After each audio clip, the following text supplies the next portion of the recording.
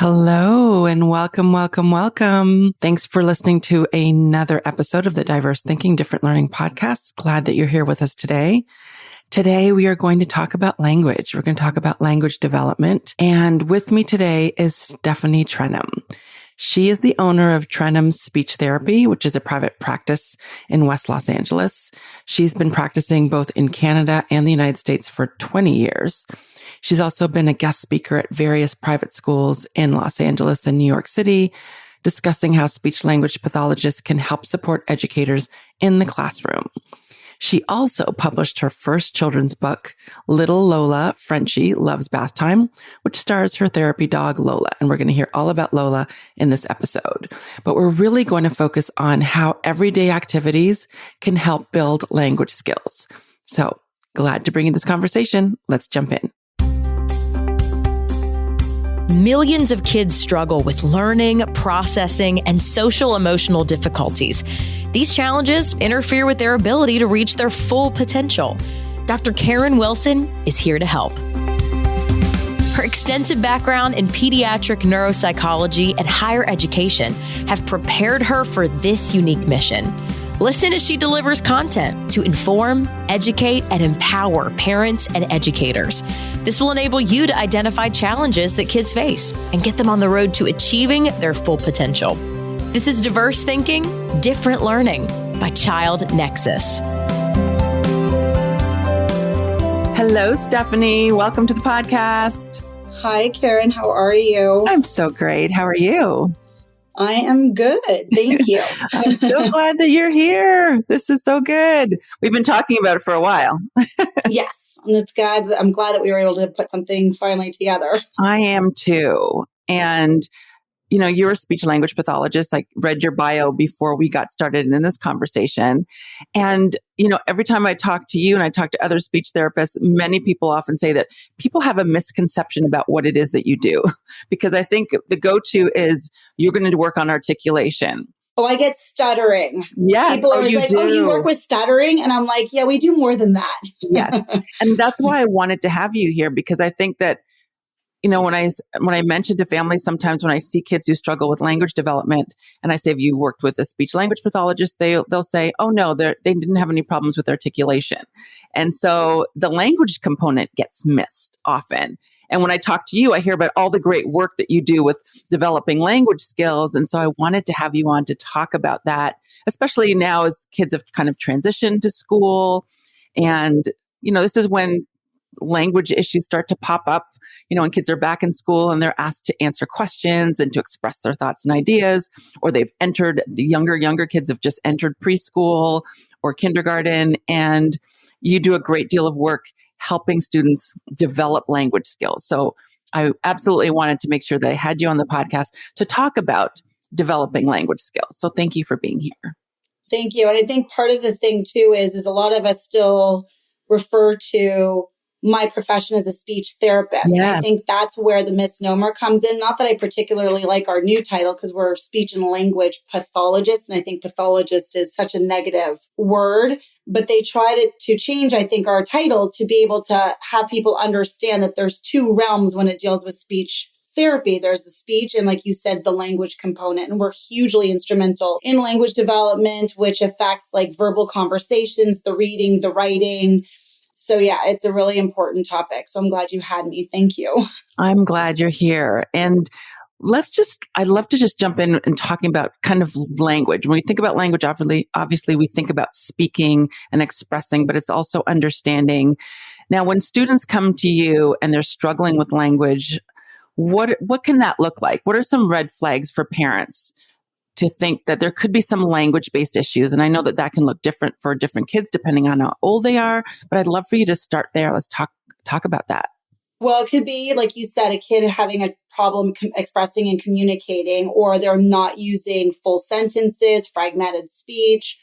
So that is the expressive component. And obviously, as you get older, you have the expressive area that also involves writing and then organization. So I deal a lot with children with learning disabilities who have executive functioning, challenges and don't know how to organize and sequence. And that is causing them to have an inability to express themselves. But we also deal with receptive language, the understanding of language, and that also ties in with auditory processing disorders. And then there's also, I look at processing a little differently than some people. There's that auditory processing, which is the understanding, the information going in through the ear to the brain. And then what comes out is more the language processing. So you have the auditory in, the comprehension, the auditory memory, that kind of stuff, the auditory attention. And then you have the expressive component language processing on the output via communication orally or written. And then there's a whole realm of social language, how you use language functionally with people, the peers, to get your needs and wants met, how to be able to negotiate, the flexibility component. So really language entails receptive, expressive, and then I would say the social use. And things can break down in any of those areas for kids. Right. Absolutely. And so I sometimes, interestingly, I have kids come in for that good old classic articulation case, and they're older, they're school age, and I'll start talking to them and just the way that they're trying to communicate with me. And I'm like, oh, wait a minute, there's something else going on here. And so then I assess them and I sit there and I talk to the parents going, do you ever notice that the way that they communicate or their sentence structure is always the same? Yes, we have the intelligibility issue because we have the speech sounds that are problematic, but just their way to be able to express themselves is a challenge. And then, doing testing, I end up seeing that. And then when you talk to the teachers, they're like, oh, yeah. So it's funny how kids will come to see me for one area, but then sometimes other areas are affected as well. That's interesting. And I love what you said about the expressive language component, about kids repeating the same phrases or using the same language over and over again. Sentence structure, yeah. Mm-hmm. And how that can be a red flag for expressive language. Their inability to be flexible with the way that they express themselves or think about things. Or just being able to add to, or when you're asking for clarification, they're having challenges to not be able to reformulate what they're trying to say. They assume we understand them. And then if you're asking them for more details and they don't know how to be able to get me on the same page. And I'm like, listen, unfortunately, I'm not in your mind. I need you to be able to use your words. And that's often something I talk a lot with my older children. They all love movies, let's say. A movie has the pictures in front of them. And your job as a communicator is to express what you want your listener to understand. So if you're talking about a house on a hill, the way that you see that house on a hill may be very different the way that I see that house. And a kid has to be able to get me on that same page to describe it in a way that they're wanting me to see it. And a lot of kids just have a very hard time. It's like, there's a house. It's on a hill. I'm like, could you expand that a little? Like, is it a big house? Is it a small house? So really working in that realm of expressive language. So it's more than just, simple rote phrase. It's really being able to expand and being able to have a conversation to keep it going. So yeah. Yeah. And when I think about expressive language, I think about expressing your thoughts and ideas in a way that other people can understand what it is that you're trying to convey. Or they're not, what did you say? What does that mean? Can you say that again? Or they don't have enough information. I don't understand what you're trying to tell me. Right. And that's where it ties into the social language, because your job as a communicator is to be able to be understood by a multitude of people. And so if you cannot clarify or reformulate or express yourself that your friends or parents or somebody understands you, you're having now a breakdown in the social use of language. So it does affect various areas. Absolutely. And I think that oftentimes it's easy to pick up on language delays when kids are very young. My child is not speaking. Parents bring their kids into the pediatrician to ensure that they've met those milestones. You have 15 words or you have 50 words. And then after they have met those milestones, it's harder for a lot of parents to pick up on some of the more subtle issues in language. You kind of alluded to sequencing of language. Storytelling, elaborating on your thoughts and ideas. And it seems like that's picked up later. And even the reading component too. I mean, people don't realize that speech pathologists can work on reading as well, because there's a lot of pre-literacy skills that we can identify. And that with the auditory processing, which can be also their soft signs for dyslexia. We see that with the articulation. So a lot of things overlap. And so it's, like you said, a lot easier when kids are little. You have a little one who's 2 and he's not talking. Okay, well, that's pretty obvious that there's a delay. But as they get older and they have a great personality, or they're not, struggling, or they don't show any behaviors, because that's another way to tell if there's a communication problem, because kids who have a difficult time communicating often have behavioral problems because they can't get their needs and wants met, or people don't understand them. But as you have an older child that's in the schools and they are social, have friends, it's harder sometimes to pick up on it. And that's why I said I have parents that come to see me for something. And then I'm like, oh, have you ever thought about this, this, and this? Or like, oh, now that you mention it. And yes, they're usually, I hate to say it, is a problem in other areas. Right. And I think the good news is that language skills can absolutely be developed with the speech language pathologist like yourself. Yes. And I mean, this is where sometimes we have a bit of a challenge as speech pathologists, because there's educational therapists and other professionals, and all of us are needed. But, speech pathologists really delve into language and know the various different aspects of it and the historical and developmental needs of a child that, like I said, one challenge can possibly be alluding to other areas of difficulty. It's just not, you can definitely have a kid that has one issue, like a straight old articulation with nothing else. But a lot of my language and learning disabled children that I work with, or, just don't pick things up as easily. You can see the executive functioning. You can see the reading. You can see other areas of need. Right. And again, there's so many aspects of language where things can break down. There's vocabulary. You talked about storytelling. And I think about, one of the first things parents say when kids come home is, how was your day? Tell me about your day. What happened today? And sometimes it's, I don't know. It was okay. Fine. That's 2 words in my office. Like when I always greet my older kids, I'm like, how is school? I either get fine or good. And I will never let them use that word. They know I all hate that word. It's just like, what does good mean? What is fine? Tell me about it. What was something positive? Did something bad happen? Explain to me. Did you learn something new? Obviously, in little kids, it's a little harder because that also requires memory. Right. And they're like, they don't even remember what they did 5 minutes ago.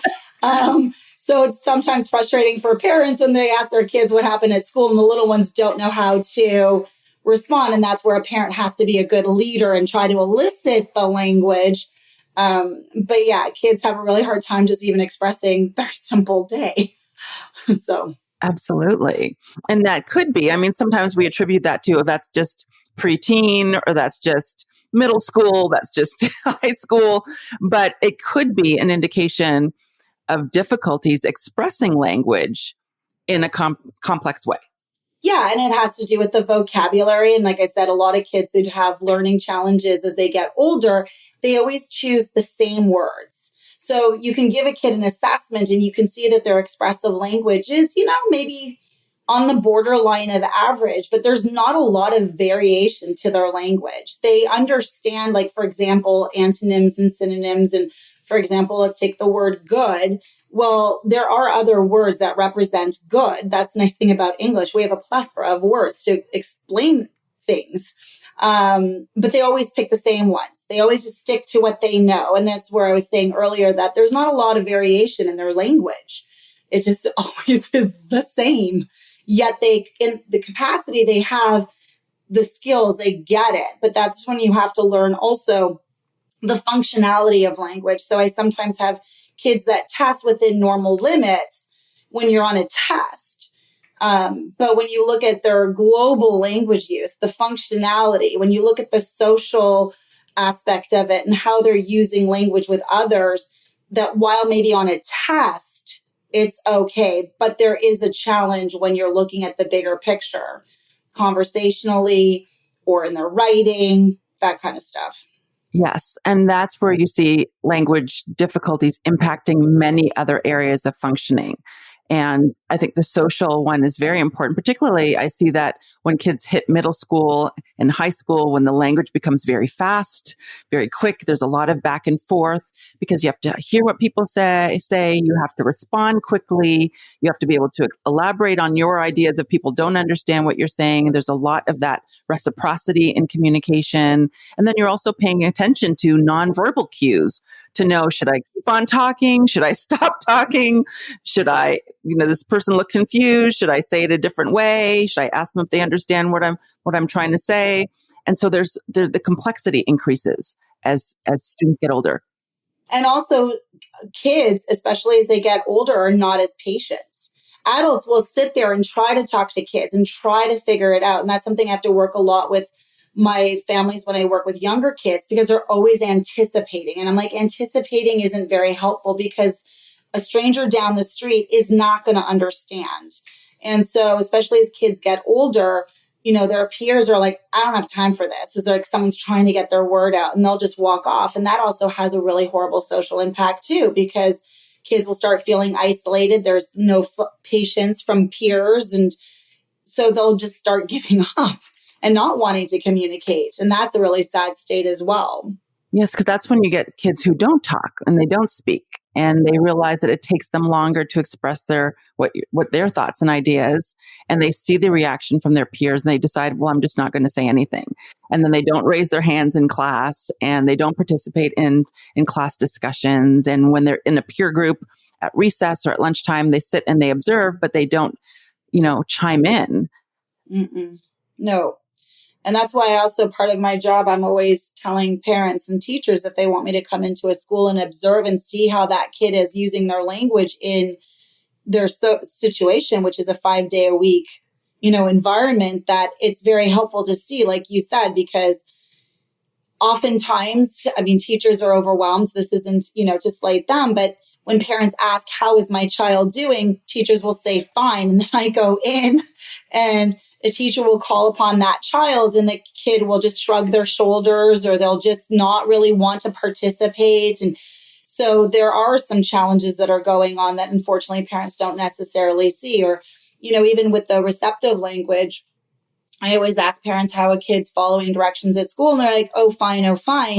And then I'll go in and watch, and that little kid is now, yes, following a direction, not because necessarily they understood or listened to the command. They're watching their peers. So they have that visual cue in front of them. So they really haven't really listened to the direction at all. They're just following, everybody's standing to line up, but they're the last one to get there because they're doing whatever it is at their desk.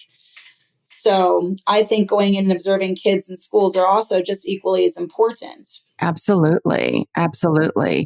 And when we think about the language impacting, how you describe the social skills, ability to follow instructions, directions in the classroom.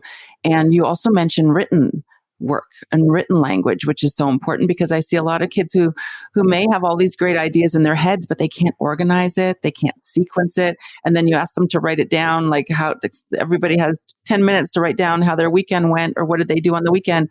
And you see a child with one sentence. At the same time, they've got all these ideas and all the things that they did in their head, but they just can't get it out. Right. Yeah. And that sentence usually is very simple. Yet they do know how to say it. Right. Yeah. It was good. It was fine. And they need that. And that's also where you have kids with the executive functioning. They need that initial startup to get going, to discuss the ideas. And okay, well, how can we discuss this? And once they get the help at the beginning end, then they fly through it. It's just that task initiation. And people sometimes miss that as well. They'll just sit there and be staring at their piece of paper. They may not even get an idea out. Right. And that's also problematic at home with those kids that, have writing assignments to do at home. They understand conceptually what they're supposed to do. And then they just don't know how to get going. And I have a few kids on my caseload that fall behind in language arts because they know what they're supposed to do. They want to do it. They just don't know how to get going. And that's where you see that overlap between executive functioning and language skills. Because when I think about writing, there's so much executive functioning that is needed to write a sentence, to write an essay. And when kids are struggling with language, even just word finding difficulty, that task initiation, like you're talking about, getting started, and then you have trouble finding the right words. And then the sequencing. Right. There's stories, they'll start like if you have a let's say very basic, a beginning, middle, and end, 3-step story, they'll flip-flop between ideas. And I use color coding a lot to show them, okay, well, if this happened on Saturday, all your Saturday ideas need to stay together. But as they're writing, they're like, oh, Saturday, and they go into Sunday. Oh, wait, on Saturday, I also did this. And they'll just throw it into like their story, not realizing it has to flow. And so that's where you also have that sequential challenge too. And I know that you do a lot of this work in language therapy when you're working with students, but I know you've also talked about everyday routines that can help develop language skills. I would love for you to kind of talk to our listeners about some of those things, because I think that parents want to help. They want to help facilitate and develop their child's language skills. Can you talk about some of those? Sure. I mean, routines are a wonderful way for parents or caregivers or anybody to work on language. And that's for all children. We're not necessarily talking about a child with a learning challenge. And the beautiful thing about routines is they happen often. There's high frequency of it. So, being in a car driving to and from school, getting ready for a meal or snack time, taking a bath, getting dressed. There's an infinite amount of routines that happen in a child's regular schedule. And the nice thing is that especially I find when I'm trying to work with my families, trying to get them to do homework, we're all so busy and it's very hard to build in that extra time. But the nice thing about a routine, it's already built into your day. You don't have to find extra time. The other thing is that you really don't need any special materials. Like when you're having a bath, there's bath toys. Use those bath toys to elicit language. And because of routines happening so often, kids learn. This is all children. They happen with repetition, things happening over and over. And it gives them an opportunity to hear that language over and over again. So learning is in fact occurring. And I mean, it's a wonderful way to work on vocabulary development, on concept development. It works on even social skills like the turn taking. It works on following directions. I mean, you name it, there's so many opportunities to build upon language in those daily routines. They also allow for a parent to model or expand on language when kids are language delayed. One technique that we use in speech therapy is always to add on to a child's utterance. So this is a way for parents to model the language that they could be hearing or using and expanding on their child's utterances. And it's reinforcing to a kid. And most of the time when kids are in routines, they think it's play, they think it's fun. So they don't even realize they're doing any work. So routines offer a lot of opportunities to build on language. And it's a daily routine. It's not necessarily a routine that has to be written down for them to see, correct? No, I'm saying like when you're getting ready for dinner or you want to make a snack, you can sit there and talk about the ingredients. You're talking on number concepts. How many of what item are you putting in? Do you need 2 eggs? Do you need 1 egg? You're working on verbs, stirring the bowl, pouring the batter, cooking it in an oven, or spreading something on a piece of bread. So, and you're using those words in that language. Right. And the chances are too, because if you keep doing it in a routine, like in a bath time, for example, you want to work on body parts. Your body parts aren't changing. You still have the same body parts. So just that frequency of repetition is very helpful. And you can help work on kids like, giving them a choice. What should we wash next? Let them choose. And then you could play silly, like, oh, let's wash our nose. And then you start washing their elbow and a kid would be like, no, that's not my nose. I mean, you're seeing that there's comprehension going on and it's making a kid autonomous and it's fun. Absolutely. And what about older kids, Stefanie, in terms of some daily routines that are helpful? Well, I always like routines. I mean, cleaning up after themselves. Parents, I always explain to parents, I'm not lazy. I know how to clean. I am a neat freak. I won't lie. But it's teaching an older child, like you're finishing with one thing before you start with another thing. That's, a concept that we need to have to be able to have conversations. We have to stay on a certain topic and then you end that topic before you start introducing another topic. It works on flexibility. For a kid, if something doesn't work, let's say they're making something and you don't have an ingredient, or let's use an older child going to a restaurant and ordering for themselves, giving them a sense of autonomy, the same structure. You have to order your food. What happens when your food comes and it's not done right? How are you going to handle that situation? Those are life skills. And those are the skills that will generalize to real life. Absolutely. Which is so important. It is. So, coming to speech therapy is also important, but, to see me one day a week or twice a week, depending on what the needs of a child are, you have so many opportunities in a week to be able to hone in on the skills. You can even use, if you want to use articulation, you can use daily routines. If your child has an articulation problem, make something that has your target sound. Find things in your routine that have that target sound. Work on it that way. And at least it's embedded and it's fun. So you're actually doing carryover. You're working on that generalization in a natural environment, in a natural setting with more than one person. And that's how generalization occurs. Absolutely. And that just, facilitates those brain pathways, those language pathways in the brain, because again, you're not just doing the work in your language therapy sessions. You're continuing to do the work outside of the treatment setting, which is absolutely necessary for so many different skills. Right. Well, it helps with kids who have difficulty with predictability. It allows them to understand what is expected of them. And also the big thing that one of the preverbal skills that I talk a lot with families is making your child more of an active participant in the communication process. And when you're constantly prompting and telling them or anticipating, that child doesn't have the opportunity to take the lead. And by doing it in a routine, because of that predictability, and it happens, a kid starts to learn what is going on. It allows them to take the lead. Now they're in control.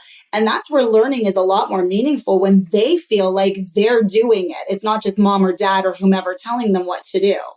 Right. And when I think about that generalizability and that the examples that you've given about how language kind of impacts different aspects of their life, I think about the work that you did in putting out that book about Lola. And I wanted you to have an opportunity to talk about Lola because, we talked about these examples, having routines and having conversations with our kids and practicing flexibility. But even diving into a book is a great way to help kids develop language. And you created a book for that purpose. And I'd love for you to talk about Lola, who's a French bulldog, and then talk about little Lola Frenchie. Yeah. So, absolutely. Reading also, usually parents have bedtime, which follows a routine of reading. And that's also a great way to talk about language and looking at the pictures and sharing in the experience. And yes, so I wrote my first kids book. There's a series that I'm working on.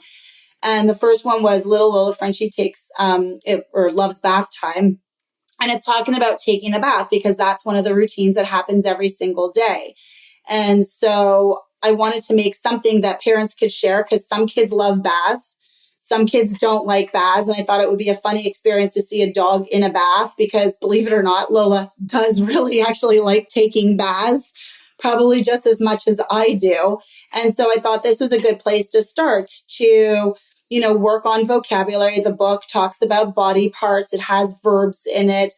The way I also set up the book too, because being a speech pathologist, when writing it, I used rhyming because that's a pre-literacy skill. It helps work on trying to figure out what could happen next, what makes sense.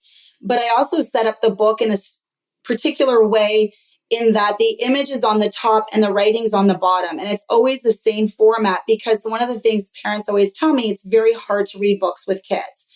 And you have books that have the writing within the imagery and parents are trying to read, but the kids are looking at the pictures. This way, you can focus on the imagery, talk about the pictures, and then you can go on to the reading. And that sentence is there in the same place every single time. So parents can try to show kids how that sentence is formatted. There's repetition of sentences. So hopefully kids can start to pick out words. And like I said, the fact that it's rhyming, they can try to maybe guess what happens next.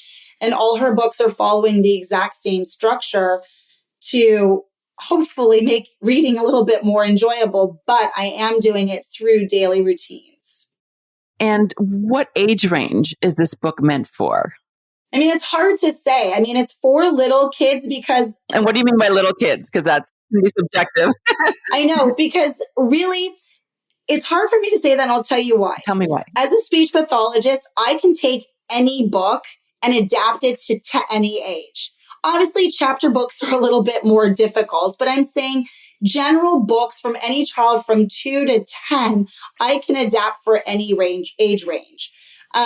So I say it's hard to answer that question because obviously it's working on the earlier skills, which would be 2 to 3 to 4. There's the rhyming, which, starts to go into the ages of 4 plus. The predictability, the language, eliciting language and conversation, asking a kid, inferencing, what do you think she's going to do next? Why do you think she's closing her eyes? Kids that are older get the humor. It's humorous. It's funny. Learning should be fun. And then the fact that people know Lola's a real dog and can actually take a bath. And I have her Instagram, that shows her in the bath and literally kicking me out of the bath sometimes. There's humor in it. So kids enjoy it. It's getting kids who, let's say, I never really enjoyed reading when I was younger because I have a learning disability. And so reading was never fun for me. So at least this is a way to maybe get children. I've had people who have sons, boys that are 8 years old saying, oh my God, he loved your book. He thinks it's a real hoot. And it gets somebody to try to read who normally wouldn't read. I've even had a 16-year-old who has dyslexia trying to figure it out. So that's why I'm saying a book could be adaptable to anybody. Absolutely. And I can see it's really in how you use the book. Exactly. A book is a tool. Right. Exactly. It's the same thing. Lola being a therapy dog. Mm-hmm. And Lola's a real dog, by the way. Yeah. She's a legitimate dog. And in her book, you can see a picture of her happily in the bath with her pink duck that is featured in the book. She really has a pink duck. But it's the same way we as speech pathologists will use toys or games. A book is the same way to meet your speech and language goals. The same way Lola would be used to meet speech and language goals. She's used as a tool. And so that's been fun for kids as well to have something different. And then, like I said, knowing that she's a real dog, she comes to the office has been motivating for kids. And I love that you talked about those books being used as a tool, because then, like you said, it's adaptable to the age. And where some kids might need that help with language development, body parts like you described, where others, that's not a problem for them, but inference is, right? And then you can use the tools in that way and prediction, which could absolutely be an issue for older kids as well. Yeah. And on Lola's website, I have a section called Lola Loves Language. And on there are tables for people as free resources that show what linguistic concepts can be developed, what skills can be targeted during daily routines. And I have bath time up there, snacks, mealtime, getting dressed, and just general goals as well. So they give parents ideas. Oh, I didn't realize that concept could be addressed during bath time. Oh, I didn't know that in cooking that works on that. So I'm trying to educate that it's, like I said, it's not necessarily for children with language or learning challenges. It's for all children. That's how kids learn. And then on our second book that I'm working on now, which is going to be a baking book, there will be actually a recipe in the back that parents can make with their child to create a language opportunity. I love cooking with kids and doing snacks with kids. We used to do it all the time in our social skills group. It's a great language opportunity and kids love it. Making something and then getting to eat what they made. Absolutely. And it's also great on building those executive functioning skills. So you get like a double bang for your buck. Yeah. Well, and daily routines, if you really think about it, you get bang for your buck in so many ways, so many ways. And it takes the stress off more than anything from families. Everybody's busy, everybody's chaotic. And it just, seriously, when you're driving in a car to school, look out the window, discuss what you see. You're on the same road every single time. It allows for a great opportunity for conversation. And you really didn't have to go out of your way to create that opportunity. Right. You just had to take advantage of it. Absolutely. Absolutely. And you're going to be driving to school anyway. So might as well use that time. Seize the day, going grocery shopping, feeding a pet at home, brushing your teeth, washing your hands, going to the playground. There's so many opportunities that kids do on a regular basis that you can create that opportunity to create language. Absolutely. And I love that you have all these free resources for families on your website. It's on the Little Lola Frenchie website, right? Yeah, it's littlelolafrenchie.com, and it's, as a speech pathologist, Lola loves language. You like alliteration? There you go. And I'll be sure to put a link to that in our show notes. Now, Stefanie, what is the best way for people to get in touch with you? I just think this information was so helpful to so many families who want to be instrumental in helping their kids develop language, who might be seeing some of the things you're talking about, word finding difficulty, sequencing, storytelling, and want to be part of the solution. They can reach me via phone, text, email. I also, on Facebook, I have my own company, as well as Instagram has a link. People can message me there. I try to give useful tips on both for families. So I'm really quite reachable. Wonderful. And I will put all those links in the show notes so people can go in and follow you on Instagram, DM you if they have any questions, go to your website to see the services that you provide. It's so helpful to so many kids. Language is so important, like we've been saying, to so many aspects of a person's daily life. It can absolutely impact their mental health if they're struggling to convey their thoughts and their feelings. It can create anxiety and sadness and isolation. Contribute to a poor self-concept. And, if you're not able to share your experience with other people, it absolutely can impact the way that you feel about yourself and your experience going through life. Absolutely. So we got to get to them young. Absolutely. Thank you so much for being here, Stefanie. I appreciate you and all the work that you're doing. Thank you so much for having me. It's been my pleasure. Thank you so much for listening. I really appreciate you taking time out of your day to join this conversation. And I would love to have you in our Child Nexus community. And the best way for you to do that is to jump over to childnexus.com and sign up for our newsletter. You will be the first to know about events that we have running. That can be a webinar, a town hall, Q&A, live expert sessions. We'd love to have you. So join us, childnexus.com, get on our email list, and I will see you next time. Thanks for listening to Diverse Thinking, Different Learning by Child Nexus. For more resources, visit us online at childnexus.com.